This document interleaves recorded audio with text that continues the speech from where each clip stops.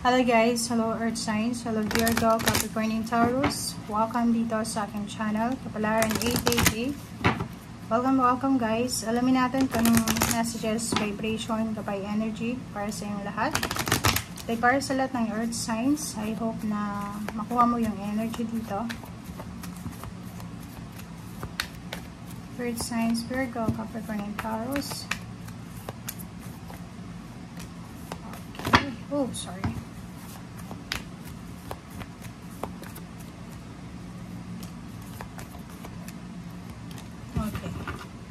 Earth Signs, nakikita natin dito isang babae,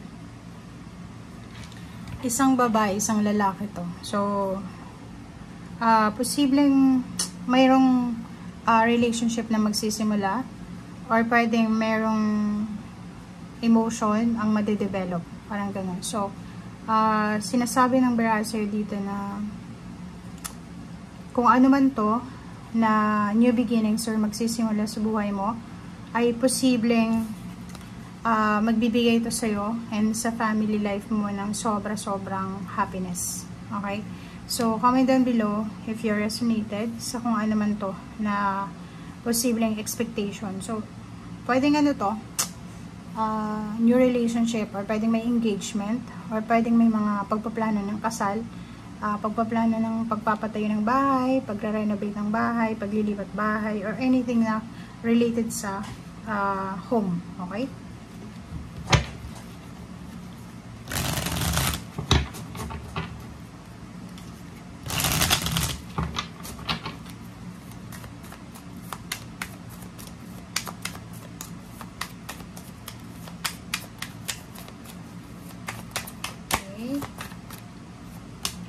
Okay.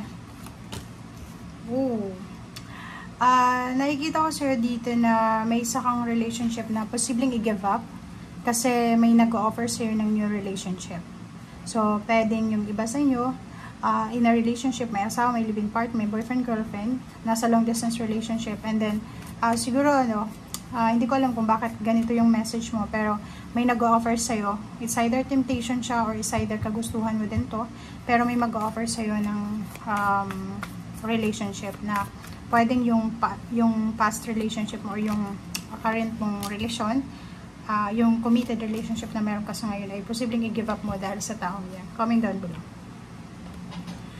Ten of Swords, sinasabi ng Brasser dito na sa araw na ito, parang magbabalik ka doon sa nakaraan, parang magre-reminisce ka eh.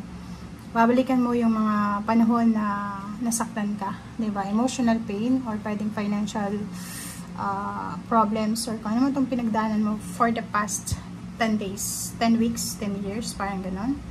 And nakikita ko siya dito na marami kang marirealize, diba? Realization, marirealize mo sa araw na ito na marami kang pinaniwalaan, siguro sa relationship or in terms of money for the past few years, na ngayon is baliktad yung nangyayari. Parang hindi ka makapaniwala. Okay? Ano pa ba? Okay. Temperance. Kailangan mo ng sobrang pagpapasensya sa araw na ito. Self-discipline to eh. Kasi, una, eto, like for example, married ka, or pwedeng may kalibin ka, tapos may girlfriend or boyfriend ka. Nasa malayo kang lugar, or yung kapartner po is nasa malayo. Tapos may mag-offer sa'yo ng relationship, and self-discipline, diba? Disiplina. Kung gusto mong maayos yung family life mo dito. Kasi yun yung ano eh. Yun yung purpose dito eh. Yung maging happy yung family, maging secure yung foundation. Disiplinahin mo yung sarili mo. Parang ganun. If you resonated lang.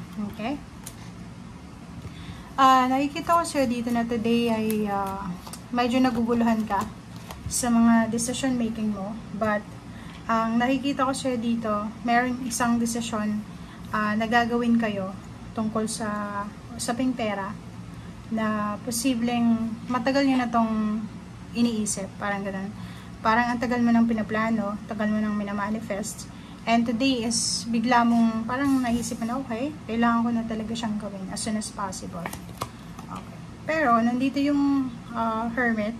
Sinasabi ng Hermit card sa'yo na pag-isipan mong mabuti. Huwag na huwag kang gagawa ng desisyon today na posibleng pagsisihan mo, lalo na after mong makapagpahinga, kasi baka pagod na pagod ka lang, or baka gutom ka lang, or baka na-stress ka lang. Kasi minsan pag stress na stress tayo, ang dami-daming negativity pumapasok sa isip natin, lalo na sa usaping salapi. So nakikita ko siya dito na maraming decision ka na kailangan pag-isipan.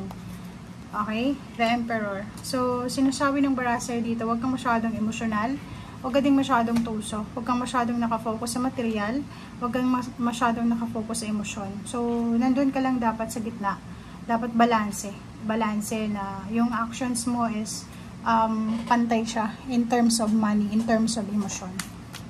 Okay. Ano pa ba? Okay, so 9 of Swords. Ay kita ko na disappointed ka. Ang dami-daming disappointments, or sobrang disappointed ka sa mga nangyayari sa ngayon. Parang nakikita ko siya dito na you're expecting something na hindi nangyari, or parang taliwas sa expectation mo. Ang dami mong ini-expect, pero wala eh. Ganun talagang buhay. Okay? Ace of Wands. Pero ang good thing yan is, kung ano mang expectation mo na yan, minsan sa'yo lang naman yan, diba? Pero kung aalisin mo yung sobrang pag-i-expect, hindi ka ma-depress, hindi ka ma-stress, kung kalma ka lang, diba? So, dito sinasabi na huwag kang masyadong mag-expect, huwag kang masyadong nakafocus sa outcome. Dapat ang gagawin mo is mag-enjoy ka sa kasalukuyan, diba?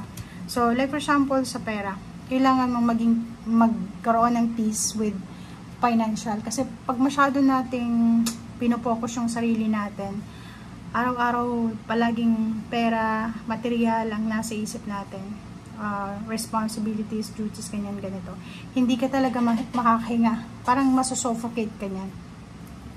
And sinasabi sa'yo dito ng barahan na kailangan mong balanse yung kailangan mo sa ngayon, kasi masyadong ganito, diba? Masyado kang nakaganito na parang feeling mo kailangan mo matapos itong trabaho to, ang project na to, kailangan ko to, kailangan ganyan, kailangan, parang perfection, parang gusto mong ma-perfect, gusto mong matapos agad, gusto mong makuha agad, gusto mong ma-manifest agad, parang gano'n.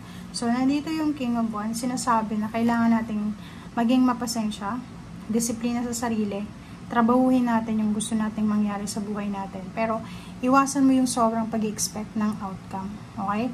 Mas maganda yung tinatrabaho mo yung future mo, pero hindi ka masyadong nag-i-expect. Diba yung parang ginagawa mo lang yung best mo, pero hindi yung parang sobrang expectation mo ng winnings, diba? Parang pinipressure mo yung sarili mo na dapat success yung ganito, ganyan. Pero, ikaw din yung mahihirapan. Sinasabi dito na trabahuhin mo ng maayos, ng kalmado.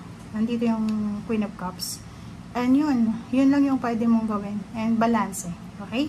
Thank you guys and see you again. Bye!